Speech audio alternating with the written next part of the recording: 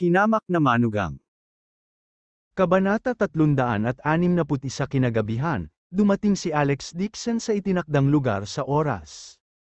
Kakadilim pa lang ng langit, ngunit maliwanag ang kalye, ang mga lungsod ng masahe, paliguan, at iba pang entertainment club ay nasa lahat ng dako, tila ito ay isang kalye para sa paliligo at pagmamasahe. Ang signboard ng Emotion Bathing Center ang pinakamalaking, tila ito ang nakikitang entertainment city sa kalye. Ang pink light box ay kumikinang ng maliwanag, at mayroong isang malaking larawan ng isang kagandahan, na naglalarawan ng isang maganda sa isang bathrobe, half-covered, with an ambiguous expression. Pumasok si Alex Dixon sa pangunahing pinto ng bathroom center, at ang babaeng manager na nakasuot ng business attire ay mabilis na lumapit sa kanya at sinabing may kaakit-akit ng ngiti. Ilang mga ginoo ang naroroon. May appointment ako. Nandito ako para makipag-usap kay Young Master Jiang, casual na sabi ni Alex Dixon. Kaibigan ni Young Master Jiang, sabi ni Alex Dixon, agad na naging magalang ang babaeng manager at nakayukong sinabi, Room 666 sa itaas, ihahatid na kita doon. Sinundan siya ni Alex Dixon hanggang sa ika-6 na palapag. Pinaihit ng babaeng manager ang bewang at naglakad sa harapan. Habang naglalakad siya, pinupuri niya ito, Sir must be a big boss, Young Master Jiang must be a big boss. Pero madalas kaming customer dito, maganda ang facilities namin at magagaling ang mga masahista namin, maraming boss ang pumipili sa amin pagdating sa business. Ngumiti si Alex Dixon at sinabing, ganun ba? Mukhang ang ganda talaga ng serbisyo mo. Of course. Natuwa naman ang babaeng manager at agad na nagyayabang. Paglabas ng elevator, binuksan ng babaeng manager ang pinto at inutusan ang waiter na magdala ng isang palayok ng biluotsans, pagkatapos ay magalang siyang ngumiti at sinabi, Mr. Dixon, mangyaring pumasok, maghintay ng ilang sandali, malapit nang dumating si Young Master Jiang. Sige, tuma-ngo si Alex Dixon at pumasok sa kwarto. Ang silid ay pinalamutian ng marangya, may malaking leather sofa sa gitna ng kwarto, soundproof ang dingding, kung talagang ginamit na meeting room para pag-usapan ang negosyo, tahimik.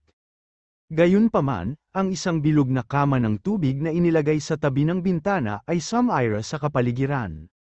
Umiling si Alex Dixon at umupo sa sofa, kinuha niya ang kanyang tasa at humigop. Kaso, hindi siya pumupunta sa ganitong klaseng lugar. Ibibigay na lang niya kay Renan, Wang Lizu, at sa iba pa. Ngunit ito ay yan capital, at hindi maiwasan ng mga lalaki ang mga pulong sa negosyo. Ang tsaa ay isang magandang kalidad na biluotsan, katatapos lang uminom ng isang tasa ni Alex Dixon at ibababa na sana niya ang tasa nang makita niyang bumukas ang pinto. Pumasok ang isang kaakit-akit na dalaga na nakasuot ng high heels. Ang babaeng ito ay nakasuot ng masikip na itim na damit. Low-cut din siya at very revealing ang mga damit niya. Tinakpan ng maikling palda ang pangunahing punto. May karatula sa palda na nagsasabing number 18. Pinaihit niya ang kanyang baywang at naglakad papunta sa gilid ni Alex Dixon, ngumiti siya ng matamis at sinabing, Mr. Dixon, gusto mo pa bang uminom ng tsaa? Tutulungan kitang magbuhos nito. Hindi na kailangan. Sa isang sulyap ay nasabi na ni Alex Dixon na siya ang masahista sa shower center. Mahina niyang sabi, I'm waiting for someone, you can go out. Sa hindi pagkakataon, nang matapos siyang magsalita ay hindi na umalis ang mapang-akit na babae. Sa halip, umupo siya sa tabi niya at nakangiting sinabi, Mr. Dixon, si Young Master Jiang ay naipit sa traffic jam sa kalsada. Natatakot siyang maghintay ka ng mag-isa. Kaya hiniling niya sa akin na pagsilbihan ka muna. Habang nagsasalita siya, nagkusa siyang ihilig sa kanya ang kanyang makapal na katawan. Sinulyapan siya ni Alex Dixon ngunit hindi gumagalaw. Hindi naman masamang tingnan ang babaeng ito, medyo makapal lang ang makeup sa mukha. Siya ay may makapal na anyo at isang masikip na one-piece na damit na nagpatingkad sa kanyang mga kurbadang kurba, mainit ang kanyang figura. At ang kanyang dalawang mapuputing binti ay nanginginig na hindi makita ang kanyang mga mata. Gayunpaman, nakikita rin niya na bagamat kahanga-hanga ang dibdib ng babaeng ito, hindi pa rin ito kasing ganda ng figura ni Mrs. Jane Lewis, ang kanyang asawa ay ang tunay na 36D at labis na ipinagmamalaki.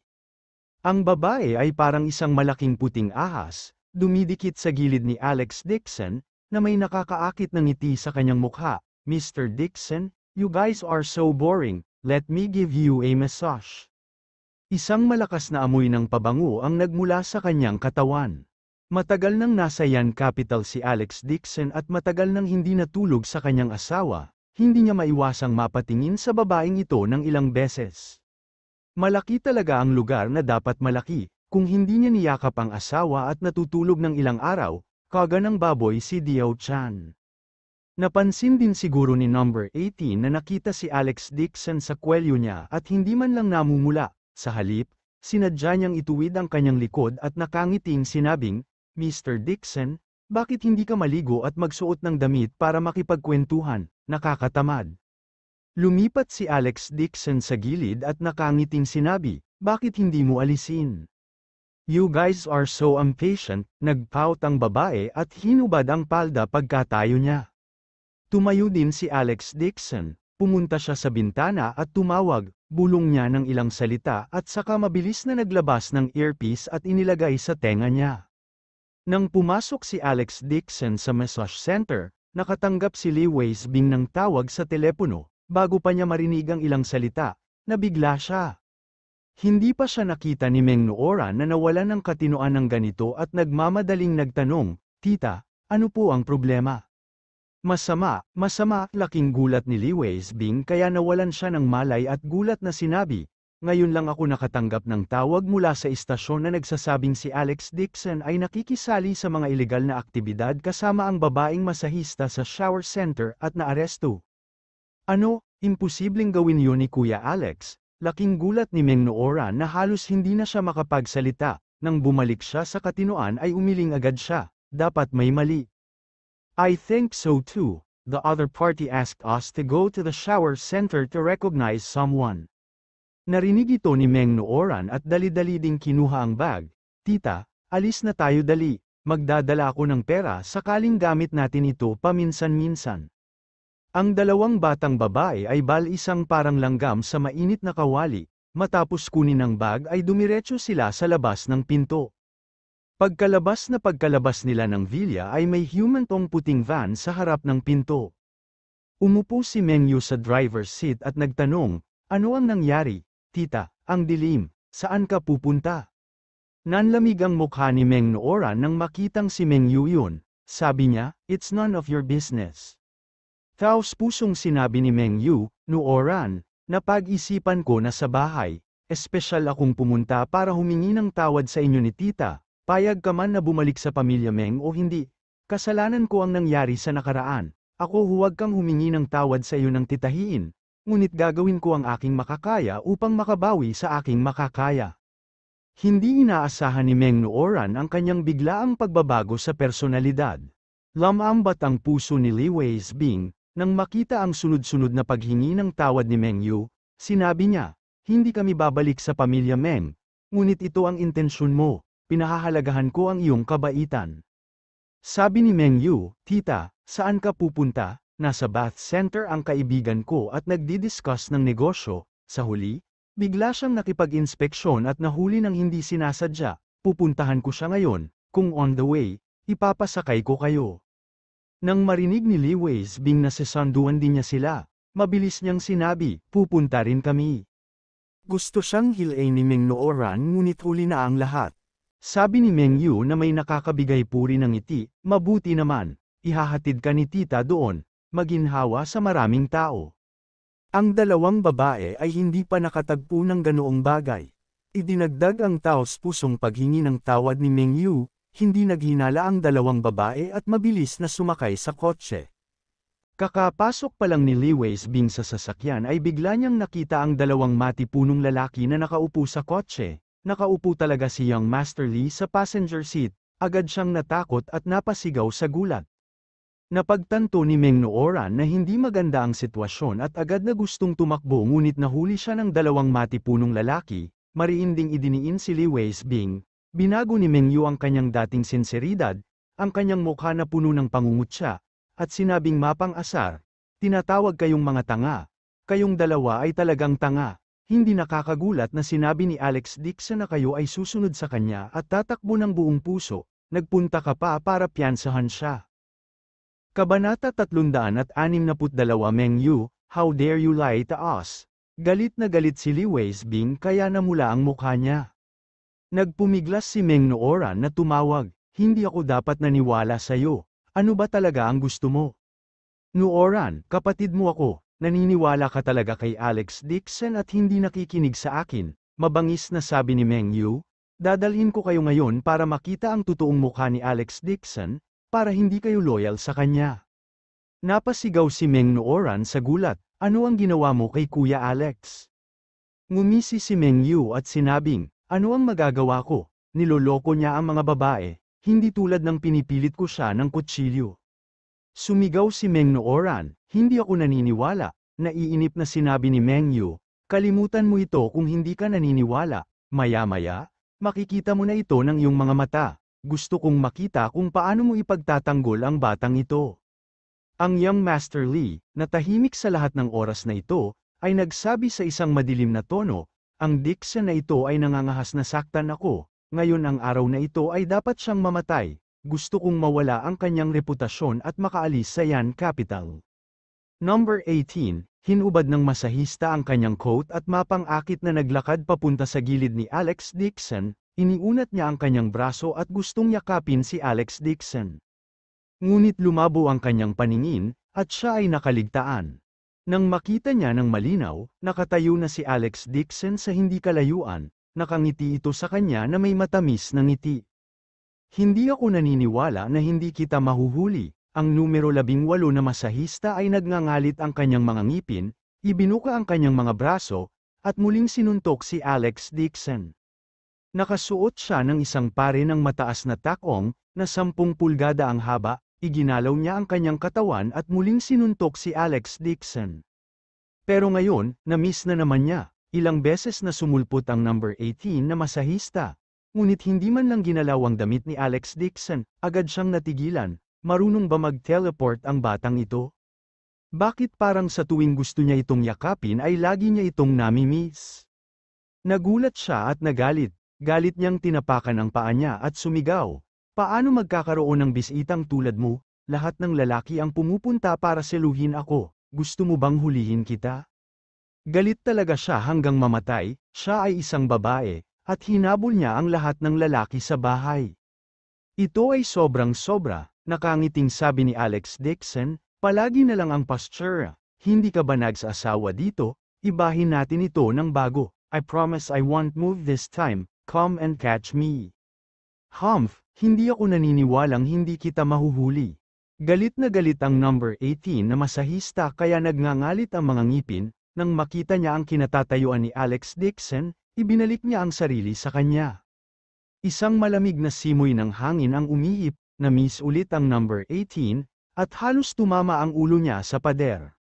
Manloloko ka, sa sobrang galit niya ay namutla ang mukha niya. Lumingon siya at nakita si Alex Dixon na nakatayo sa orihinal nitong posisyon, hindi talaga siya kumikibo. Napatulala si number 18 at tuluyang nawala ang ulo. Ano ang nangyayari? Bakit hindi niya magawang hawakan siya? May ngiti sa labi si Alex Dixon habang hinahangaan ang babaeng masahista na malamig ang pananamit, lalo na nang makita ang balisa at baluktot nitong mukha, mas nakakatawa pa. Tila hindi masama ang light body technique na natutunan niya mula sa 9 Profound Heaven Scripture, maaari pa itong gamitin sa pang-aasar sa mga babae. Sayang lang at mas maganda kung si wife Jane Lewis na lang ang babaeng masahista. Habang naglalaro ang dalawa ng taguan sa kwarto, sa isang lihim na kwarto sa pinakataas na palapag ng bath center, ang malaking screen ay naglalaro ng eksena sa kwarto. Napilitang umupo sina Li Weisbing at Meng Nooran sa sofa at tumingala sa malaking screen na may masalimuot na emosyon. Sa likod nila, si Meng Yu at young Master Li ay nakatingin kay Alex Dixon ng may pagmamalaki at panghahamak. Ngumisi si Meng Yu at sinabing, Nooran, nakita mo ba? Paulit-ulit na niyakap ni Alex Dixon itong masaheste na babae, gaano siya kasaya sa paglalaro, naniniwala ka pa rin talaga sa kanya. I think your brain is flooded. Hindi gagawin ni Kuya Alex, ungol ni Meng Nooran. Ngunit nang makita niya si Alex Dixon at ang masahe na babae na tumatawa at tumatawa, nalungkot siya. Hindi kaya maling tao talaga ang nakita niya, ganoon din ang ginawa ni Alex Dixon sa harap ng mukha niya. Pero sa likod niya, malandi pa rin siya, tulad ng ibang lalaki. Sakto namang pag-iwas ni Alex Dixon sa bear hug ng babaeng masahista, bigla siyang napakunot ng noo at pinakinggan ang boses sa earpiece. Pagkatapos ay tumingala siya at hinawakan ang braso ng babaeng masahista at inihagis sa kama. Pagkatapos, nginisya niya ang pinhole camera na nakalagay sa kisame at mahinang sinabi. Tapos na ang laro, Shua, ang malaking screen ay biglang naging itim, at lahat ng mga imahe ay nawala. Ang grupo ng mga taong naghihintay na makita si Alex Dixon at ang babae ay natulala. Sumimangot si Young Master Lee at sumigaw, "Anong ginagawa mo? Sira ang camera." "Dadalhin ko ang ilang mga tao upang tingnan," hindi sinasadyang sabi ni Meng Yu. Matagal na silang nagplano ni Young Master Lee, sa ngalan ng negosyo ng Jiang family, niloko nila si Alex Dixon na pumunta rito, nag-ayos din sila ng red card para sa Bath Center, binalak nilang i-upload sa internet ang mga video na palihim niyang ginawa, para mawala ang reputasyon niya sa Yan Capital. Kasabay nito, hahayaan din nilang makita ni Meng Nooran ang totoong mukha ni Alex Dixon at masunurin silang bumalik sa pamilya Meng. Ngayon, handa na ang lahat, kung sila ay mab-aigo sa huli, ang lahat ng kanilang pagsisikap ay magiging walang kabuluhan. Nagtagis ang ngipin ni Meng Yu at nagmamadaling pumunta sa pribadong silid kasama ang mahigit 100 bodyguard. Arrest the Tridor on the spot. Nang sumugod ang grupo ng mga tao sa pintuan ng private room, narinig nila ang ingay ng mga babaeng nagbubulungan sa loob ng kwarto. Mapanuksong sabi ni Meng Yu, "Itong si Dixon na ito ay nagsasaya, titingnan ko kung paano ka magiging masaya mamaya." Pagkasabi noon ay kinuha niya ang susi at binuksan ang pinto, malakas niyang sinipa ang pinto. Boom, bumukas ang pinto. Nagmamadaling pumasok si Meng Yu kasama ang isang grupo ng mga tao, hawak ang isang teleponong nagre-record. Gayunpaman, ang eksena sa silid ay nagulat sa mga tao. Si Alex Dixon ay nakaupo sa sofa sa perpektong damit, na ang kanyang mga binti ay nakakross, tumingin siya sa mga tao na may ngiti na hindi ngiti. Ang babaeng masahista naman ay nakatali na parang dumpling at patuloy na sumanggod sa kama. "Ito, anong nangyayari?" Napatulala si Meng Yu, nagtaas ng kilay si Alex Dixon at dahan-daang tumayo. Mahina niyang sabi, "You are a clown, you are really self-righteous." Sa status ni Young Master Jiang, paano niya ito hinihiling na pumunta sa ganitong klase ng mababang klaseng club para makipag-usap sa negosyo, napagtanto niya sa simula pa lang na may gustong maglagay ng bitag. Kaya naman, nagpasya si Alex Dixon na sumama sa plano at pumayag na sumama. Kasabay nito, inayos niya ang mga martial guards ng pamilya Dixon na palihim na maghanda. Tungkol naman sa pagkuha ni Meng Yu kina Li Weisbing at Meng Nooran, ngunit pagkatapos niyang matanggap ang ulat, inayos din niya ang mga martial guard na lihim na protektahan sila. Namutla ang mukha ni Meng Yu, napagtanto na nahulog siya sa bitag ni Alex Dixon, galit siyang umungal, "Lahat kayo, pumunta, hulihin ninyo siya." Agad na sumugod ang isang grupo ng mga bodyguard na may mabangis na tingin sa kanilang mga mukha. Lahat sila ay mga security guard ng shower center, karaniwan silang mga gangster, kaya hindi nila inilagay si Alex Dixon sa kanilang mga mata. "Masobrahan mo ang iyong sarili," ngumisi si Alex Dixon. Lumilipad na binti, suntok, wala pang 1 minuto, mahigit 100 bodyguard ang nakahandusay sa lupa. Sa sobrang takot ni Meng Yu ay nanginginig siya, alam niyang alam ni Alex Dixon ang martial arts, ngunit ang kanyang kasalukuyang kakayahan ay lumampas sa kanyang imahinasyon. Ito kaya ang tunay na kakayahan ni Alex Dixon? Sinipa ni Alex Dixon ang bodyguard na nasa harapan niya at hakbang-hakbang na naglakad papunta kay Meng Yu. "Huwag, huwag kang lalapit." Natakot si Meng Yu at agad na tumalikod para tumakbo. Ngunit sa pagtalikod niya ay bigla siyang nakaramdam ng malamig na hangin sa likod ng kanyang ulo, na sinundan ng malamig na boses, "Meng Yu, binigyan kita ng pagkakataon, nililigawan mo si kamatayan." Kabanata 363 kasing lamig ng yelo ang mukha ni Alex Dixon, hinawakan niya ang kwelyo ni Meng Yu gamit ang isang kamay at inabot ang kanang kamay gamit ang isa pa. Dahil sa matinding sakit, napasigaw si Meng Yu sa sakit. Sobrang sakit ang naramdaman niya kaya nagdilim ang paningin niya, parang naririnig niya ang tunog ng mga buto na nagbibitak sa kanang kamay. Malamig na binitawan ni Alex Dixon ang kanyang kamay, para makita lamang ang buong kanang braso ni Meng Yu na nakalaylay na parang malambot na cotton strips. Nabasag ang mga buto sa kanyang buong kanang braso. Umaalingaw pa rin ang malungkot na sigaw ni Meng Yu. Si Alex Dixon ay hindi natinag, hinawakan niya ang kwelyo niya at itinapon.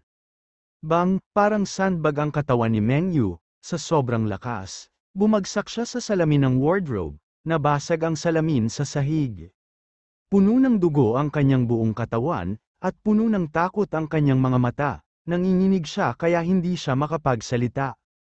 Paanong ang Alex Dixon na nasa harap niya ay isang bansang bumpkin? Simple lang siya, parang Diyos ng pagpatay, nakikiusap ako sa iyo, Master Dixon, iligtas mo ang aking buhay. Kinilabutan si Meng Yu, hindi niya pinansin ang salamin sa sahig at buong lakas niyang itinutok ang kanyang noo sa sahig. Tuma-ngo siya kay Alex Dixon. Dahan-daang naglakad si Alex Dixon sa harapan niya. Siya ay walang pakialam, itinaas niya ang kanyang paa at sinipa ang kaliwang tuhod ni Alex Dixon. Baluktot, kasabay ng sigaw ni Meng Yu, nagkapira-piraso ang buto ng tuhod. Isang malaking grupo ng mga bodyguard sa labas ng pinto ang tumugon, ngunit nang makita nila ang sitwasyon sa silid, lahat sila ay natakot sa kanilang mga talino at hindi nang ahas na sumulong. Ang layunin ng pagpatay na ibinubuga mula sa katawan ni Alex Dixon ay nakamamatay, ramdam na ramdam nila ito mula sa ilang metro ang layo. Ang sinumang maglakas loob na guluhin ang taong ito ay nililigawan ng kamatayan. Tumayo si Alex Dixon sa harap ni Meng Yu at mahinang sinabi, ang pagkakapilayan ng isang braso at binti mo ay dahil kay Nooran. Kung hindi lang magkapatid itong basurang nasa harapan nila ni Meng Nooran, napatay na niya si Meng Yu, hinding-hindi niya ililigtas ang buhay ni Meng Yu. Puno ng pawis ang noo ni Meng Yu at puno ng puot ang kanyang mga mata. Umungol siya. Ang matandang yun, Li Weisbing, ay nasa aking mga kamay pa rin, nang ahas ka bang umatake? Hindi siya gagawa ng move kay Meng Nooran, ngunit si Li Weisbing ay hindi miyembro ng pamilyang Meng, dapat niyang putulin ang matandang hag na ito para mailabas ang kanyang galit. Walang ekspresyon si Alex Dixon habang sinisipa niya ang kanyang kanang paa. Napasigaw si Meng Yu sa sakit at nawalan ng malay. Ngumuso si Alex Dixon at inilabas ang kanyang telepono para tawagan ang mga bantay ng pamilya Dixon. Nakaayos na ba ang lahat? Magalang na sumagot ang gwardya, ang lahat ay inayos ayon sa iyong kahilingan. Iniimbestigahan ang background ng Lee family. Hinati sa dalawang team ang mga miyembro ng Armed Forces team. Ang isang team ay nagligtas kay Mrs. Lewis, at ang isa ay pumunta sa pamilya Lee. Sige, tuma-ngo si Alex Dixon, isang matinding liwanag ang bumungad sa kanyang mga mata. Ang kabilang partido ay paulit-ulit na nasaktan sa kanya, at ang pananakit sa kanyang pamilya ang kanyang nasa ilalim. Kung sino man ang makasakit sa akin, sila ay bubunutin. Mawawasak ang pamilya Meng, ang isang kasabwat ng Lee family ay kailangang magbayad ng mabigat na halaga. Sa isang pribadong silid sa itaas na palapag. Sinampal ni Young Master Lee ang mukha ni Li Weisbing, dahilan para lumitaw ang 5 marka ng daliri sa mukha nito. Pilit na sumigaw si Meng Nooran. Bakit mo sinaktan si tita? Mabangis na sinabi ni Young Master Lee, sinaktan ako ni Alex Dixon, at ang utang na ito ay babayaran ng asawa at ina na ito. Hindi niya alam ang ginagawa ni Meng Yu. Matagal na siyang nawala, pero hindi pa rin siya bumabalik. Naiinip siyang naghintay at ginamit si Li Weisbing para ilabas ang kanyang galit. Hinawakan ni Young Master Lee ang buhok ni Li Weisbing at sinampal ito ng malakas, akmang sasampalin na naman siya nito. Klang, biglang nabasag ang salamin na bintana at ilang itim na imahe ang tumalon na parang mga unggoy. Natigilan ang bodyguard sa kwarto at agad na sumugod. Ngunit ang kanilang mga kakayahan ng Blackman ay napakataas, sa ilang suntok at sipa lang ay napabalikwas niya ang mga bodyguard na sumugod sa lupa. Nagbago ang ekspresyon ni Young Master Lee. Alam niyang may masamang intensyon ang mga ito, kaya agad siyang nag-react at sinabing, "Sino kayong mga tao? Kung gusto ninyo ng pera, ibibigay ko sa inyo. Hindi nagkukulang sa pera ang pamilya ko." Gayunpaman, hindi siya pinansin ng kabilang partido, sumugod ang isa sa Blackman at sinuntok si Young Master Lee. Naramdaman ni Young Master Lee ang matinding sakit sa kanyang mga mata. Bumagsak siya sa lupa matapos tamaan ng suntok, dumudugo ang ilong niya. Ang isa pang Blackman ay mabilis na pumunta sa harap at kinalas ang mga tali ni Li Weisbing at Meng Nooran. Sabi niya sa malalim na boses, "Mrs. Li Weis, Miss Meng, we are late." Pinalo si Young Master Lee hanggang sa mahilo ang kanyang ulo, umakyat siya sa isang malungkot na estado at umungal. "Kilala mo ba kung sino ako? Sa Lee family ng Yan Capital, ang tatay ko ay si Lee Chengtian. Kung maglakas loob kang hawakan kahit isang buhok ko, mamamatay kayong lahat." Nang matapos siyang magsalita ay isang malamig na boses ang nagmula sa kanyang likuran, parang desdén. "Oh, hindi ba't isang maliit na karakter lang tulad ni Lee Chengtian, hindi niya karapat-dapat dalhin ang sapatos ko." Nang marinig niya ang pamilyar na boses na ito, biglang nagsalita si Young Master Lee at galit na nagsalita, "Alex Dixon, sa tingin ko ay nagyayabang ka hanggang sa langit." Bago niya matapos ang kanyang mga salita, si Alex Dixon ay kumilos sa Blackman, na nakatayo sa tabi niya. Ang itim na lalaking yun ay magalang na yumuko sa kanya at sinabing may madilim na ekspresyon sa kanyang mukha. Sinampal niya ng malakas ang mukha ni Young Master Lee. Agad na lumipad ang ngipin sa harapan ni Young Master Lee, na may halong dugo. Sa sobrang sakit ay nakabukas ang bibig niya. Nang malapit na siyang magmura, hinayla ni Blackman ang kanyang kwelyo na may masungit na mukha. Walang pag-aalinlangan, sinampal siya ng Blackman ng 7 o 8 beses. Si Young Master Lee ay nabugbog ng husto, namamaga ang kanyang mukha. Natigilan sina Li Weisbing at Meng Nooran, na nakatayo sa tabi niya. Halos hindi nila makilala ang lalaking ito bilang Alex Dixon. Halatang si Alex Dixon yun, ngunit nagbago ang aura sa kanyang katawan, para siyang emperador, at ang buong katawan niya ay naglalabas ng mapang-ipang puwersa. Puno ng dugo ang mukha ni Young Master Lee, kinagat niya ang kanyang mga ngipin at galit na umungol, "Alex Dixon, hindi mo pa alam kung nasaan ang tatay ko, hindi ba? Hihilingin ko talaga sa tatay ko na tadtaran ka." "Ikaw?" ngumiti si Alex Dixon ng hindi maganda. Bumalik sa katinoan si Meng Nooran at nagmamadaling sinabi, "Kuya Alex, ang kanyang ama ay isang underground big shot sa timog ng lungsod, bilisan mo at bitawan mo si Li Ming."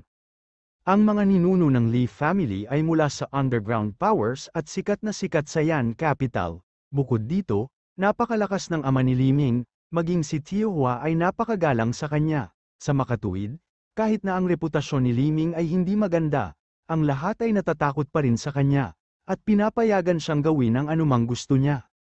Ipinagmamalaki ni Li Ming ang kanyang sarili, hiniling niya sa lahat na tawagin siyang Young Master Lee, na nagpapakita na siya ay may maraming prestihiyo. Kung may sama ng loob si Alex Dixon sa Lee family, siguradong utos ng Lee family na tugisin siya.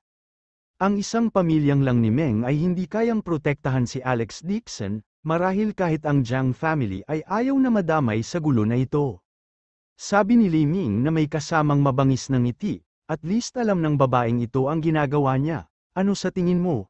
Natatakot ka na ba?" Lumuhad ka kaagad, yumuko ng 100 beses, at gumapang sa ilalim ng pantalon ko. Magpapakita ako ng awa at mabali lang ang iyong mga binti, kung hindi, tadtaran ko. Bumangon ka at pinakain ka sa mga aso.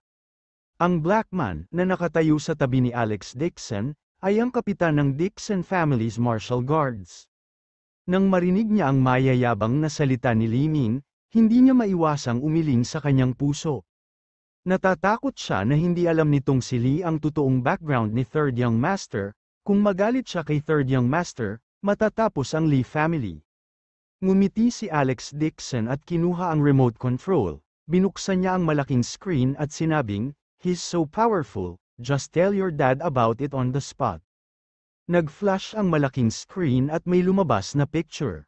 Natigilan si Liming, napagtanto niyang sala niya yun. Sa larawan, nakaupo sa sala ang isang nasa katanghaliang gulang na lalaki na may mga tattoo, na napapalibutan ng 7 o 8 bodyguard ng Lee family. Bakas sa mukha niya ang pagkadismaya. Sa kanyang harapan, may 20 higit na black man na may hawak na patpat at matamang nakatingin sa kanya. Ang isa sa kanila, si Black Man, ay may hawak na telepono at nakikipag-video call. Kabanata 364.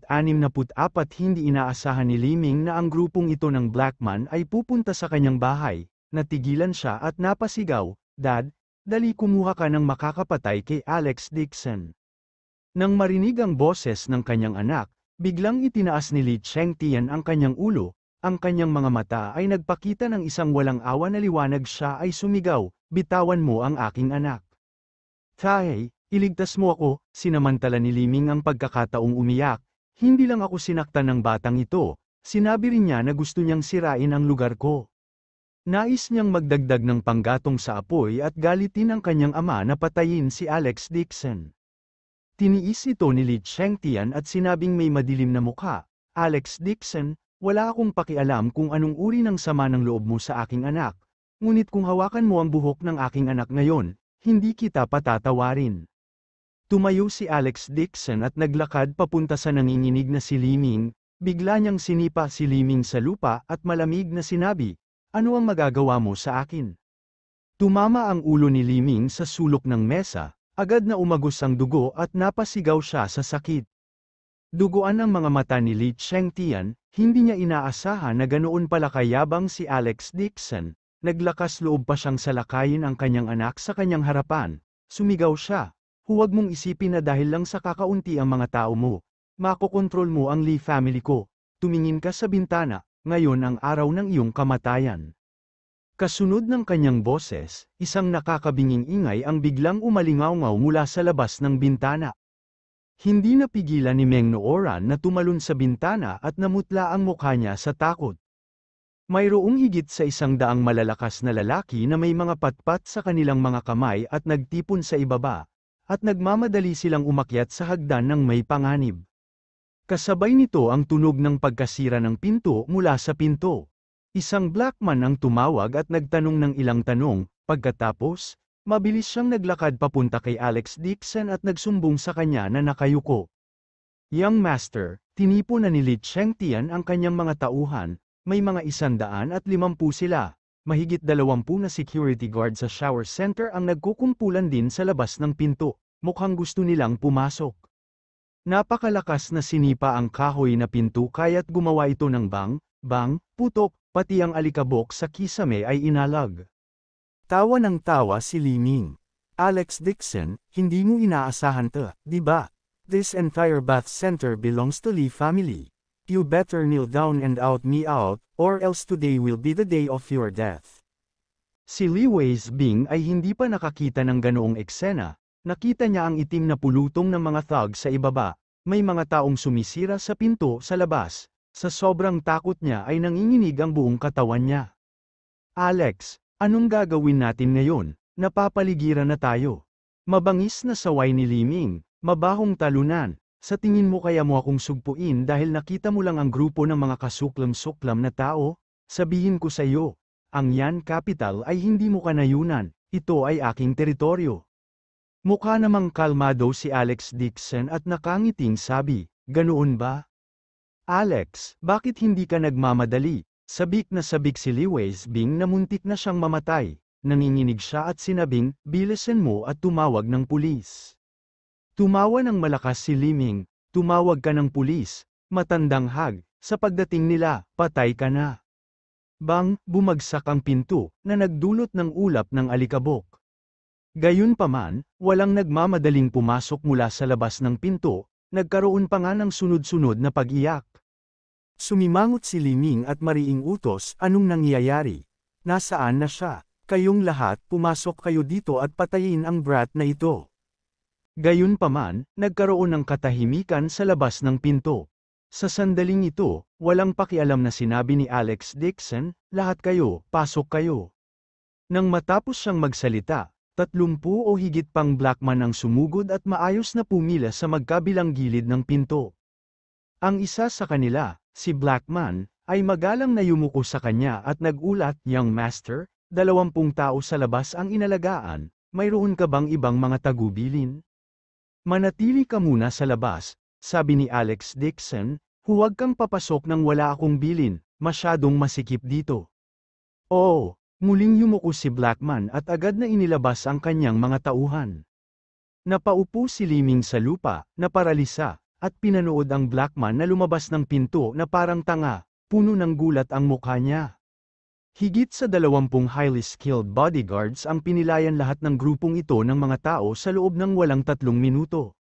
Bigla siyang tumalon at sumugod sa bintana, sumisigaw, "Mayroon pa ring mga tao mula sa aking ama sa ibaba." Bago pa siya matapos magsalita, biglang natigilan si Liming na parang nasampal.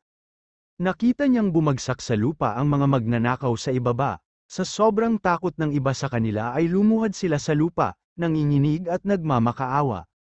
Nakakabingi ang ugong ng motorsiklo, mahigit 100 motorsiklo ang nakapalibot sa plaza, ang mga nakasakay sa mga motorsiklo ay pawang Blackman, na nakasuot ng parehong damit. Bilang karagdagan, mayroong higit sa 20 off-road na sasakyan na nakaparada sa labas ng plaza.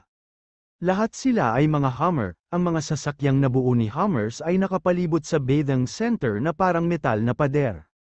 Nakaupo rin sa kotse si Blackman na nakasuot ng kaparehong uniforme. Ang eksenang ito ay nagpatingal sa anit ni Liming, at ang kanyang mga binti ay hindi maiwasang manginig.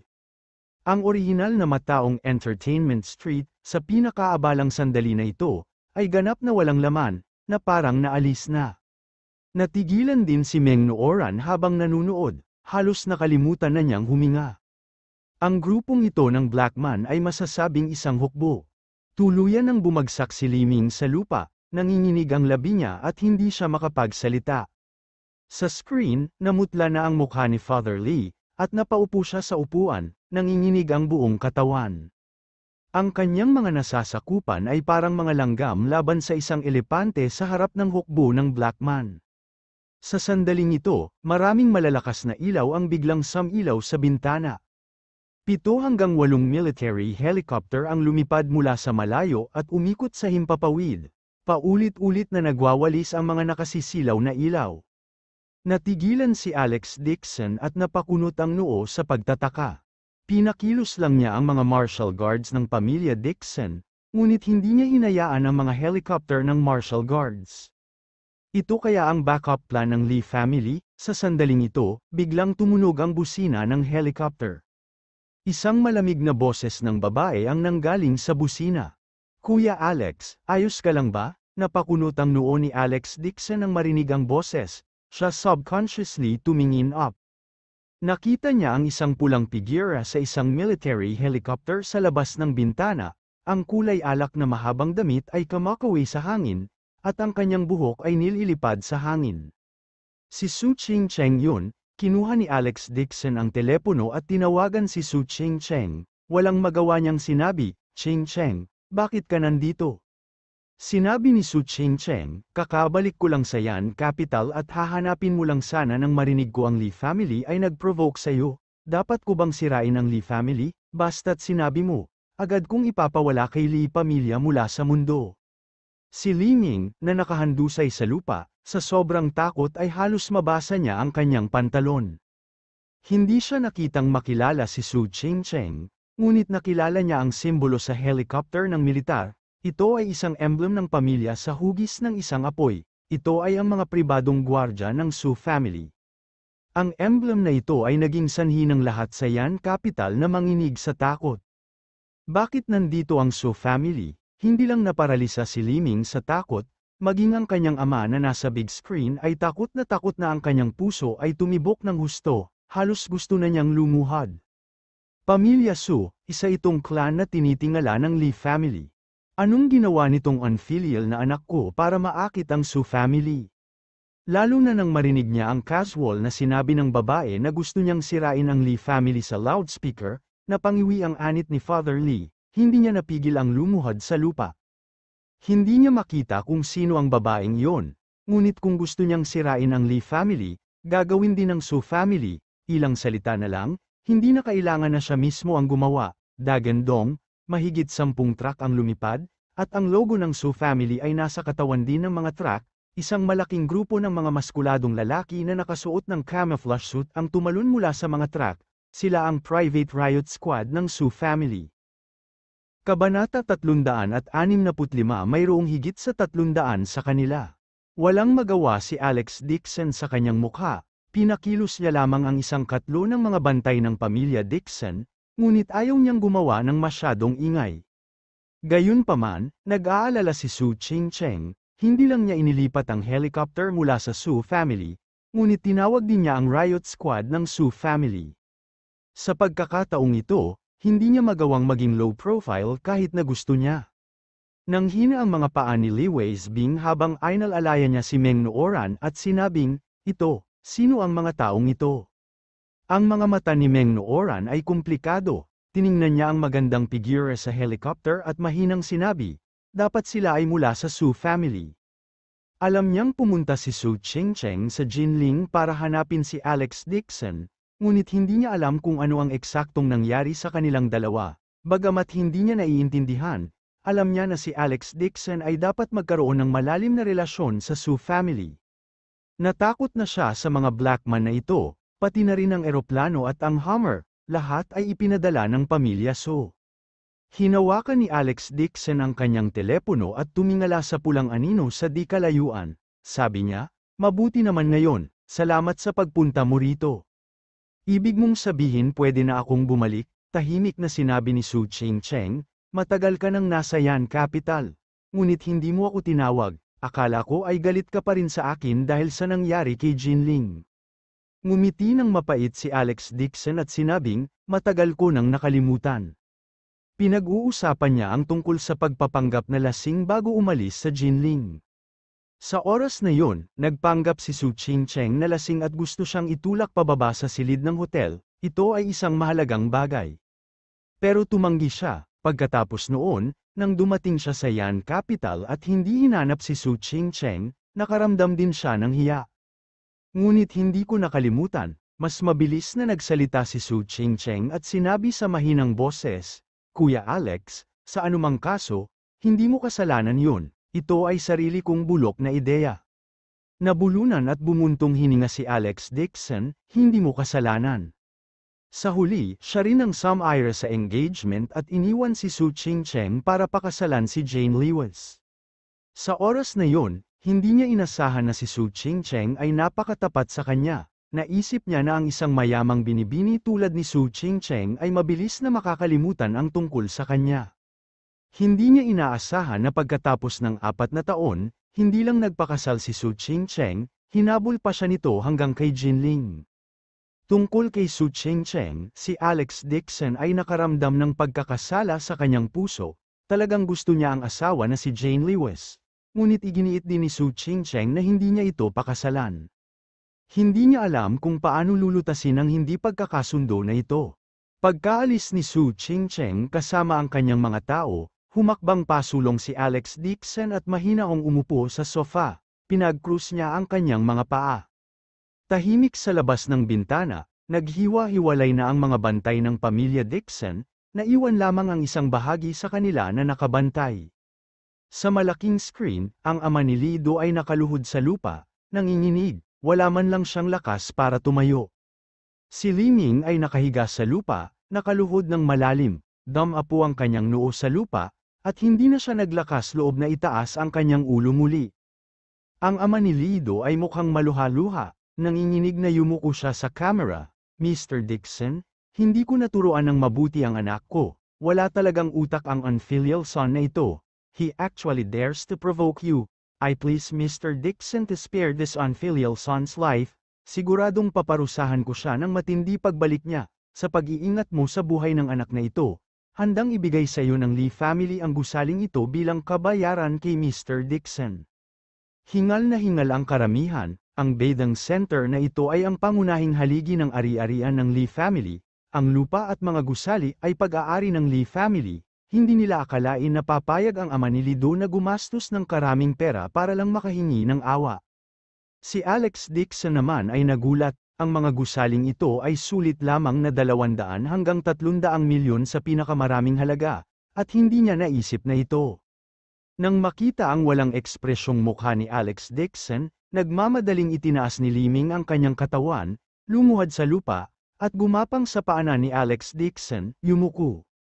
Master Dixon, nagkamali ako, kasalanan ng lahat ni Meng Yu ang paghahanap sa akin at pag-uudyok sa akin na humanap ng gulo sa iyo. Sinabi pa niya na ang kapatid niya ang jowa niyang Master Jiang, hanggat pinaalis kita, ang kanyang kapatid na babae ay makabalik sa pamilya Meng nang masunurin. Bago niya matapos ang kanyang mga salita, si Meng Nooran, na nasa tabi niya, ay namula at sumigaw ng galit, "Sino ang ginang niyang Master Jiang? Anong kalokohan ang sinasabi mo?" Sa sobrang takot ni Liming ay nanginginig siya at umiyak ng may uhog at luha sa buong mukha. "Sino ang may bahay niyang Master Jiang, Miss Meng? Ito lang ang sinabi ng iyong kapatid." Meng Yu ang bagay na ito, galit na galit si Meng Nooran kaya gusto niya itong patayin. Hindi niya lang akalain na ang sarili niyang kapatid ang magpapahamak sa kanya behind the scenes like this. Siya ay balisa at galit, namula ang mata niya, lumingon siya at ipinaliwanag kay Alex Dixon, "Kuya Alex, magtiwala ka sa akin, wala akong kinalaman kay Young Master Jiang."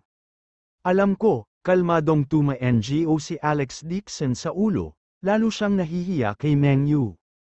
Sila ni Meng Nooran ay nakatira sa iisang villa. Paanong hindi niya maintindihan ang sitwasyon niya? Ang villa na ito ay regalo mula sa Jiang family. Marahil ay dahil hindi naiintindihan ni Meng Yu ang sitwasyon, kaya naman nagkamali siya ng akala na ang kanyang nakababatang kapatid na babae ang napalapit kay Jiang family. "Unfilial anak, ano ang sinasabi mo?" Humingi ng tawad kina Miss Meng at Master Dixon. Nagulat at galit na galit si Father Lee, agad niyang sinigaw si Liming. Mabilis ding lumuhad si Liming sa lupa at yumuko kay Alex Dixon. "Master Dixon, please don't take offense, narinig ko rin ang sinabi ni Meng Yu, hihingi ako ng tawad kay Miss Meng." Malamig na sinabi ni Alex Dixon, "Narinig ko ang maraming bagay tungkol sa pag-amin sa aking pagkakamali." Agad na sinigawan ng ama ni Lido si Liming, "Bastard, tingnan mo ang ginawa mo, bilisan mo at sampilin mo ang sarili mo.